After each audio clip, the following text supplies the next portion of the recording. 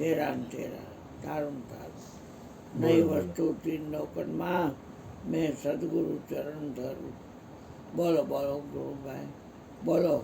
જે કાંઈ આખા દીમાં અભ્યાસ કર્યો હોય કાઢો.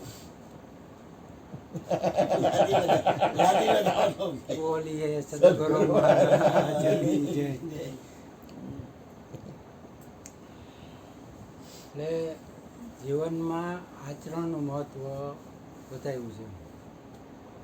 હમણાં ગઈ પૂનમે અમે આવ્યા હતા સવારે, એટલે બાપુ તો બોટાદ ગયા હતા ને એ કે હમણાં બોટાદ ગયા એટલે એ કે હમણાં આવશે એમ. બાપુ નહોતા, એ અરુણ બાપુએ સત્સંગ કર્યો થોડો, એટલે મારા બાપુજી આવ્યા હતા એમ. તો કે ગઈઢા માણસ છે ને કે એમ કાંઈ બોલે નહીં, પણ એ કરીને બતાવે. એટલે કે સવારે 5 વાગે ઉઠી જાય એટલે એ ઉઠી જ જાય, એનો નિયમ થઈ જાય, આદત પડી જાય.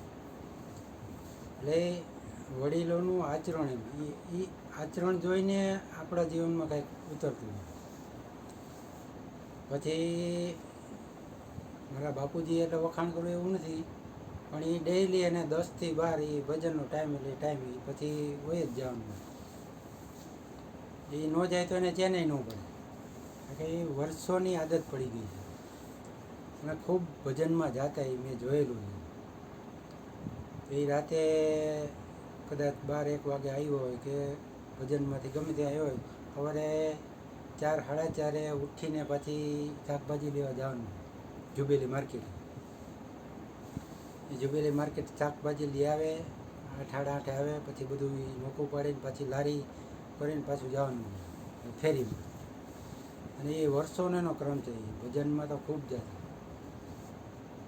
એટલે એ આપણને એમ કે આચરણ કરીને બતાવે, આચરણ રેણીને એવું હોય તો કંઈક આપણામાં ઉતરે. અહીંયા હું વર્ષોથી આવું છું, બરાબર.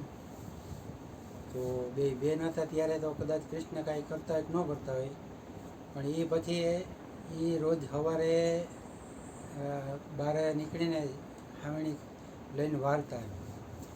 અડધી શેરી લગભગ એટલી ચોખ્ખી કરી નાખે ઘરના મોઢા ડેલી પર.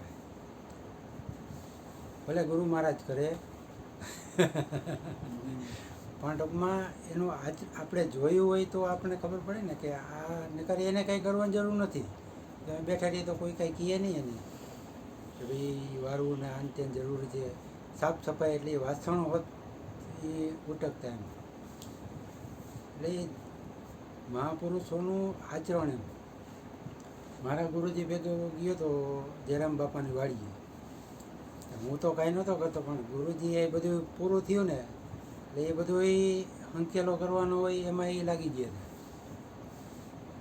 એ આચરણ બતાવે.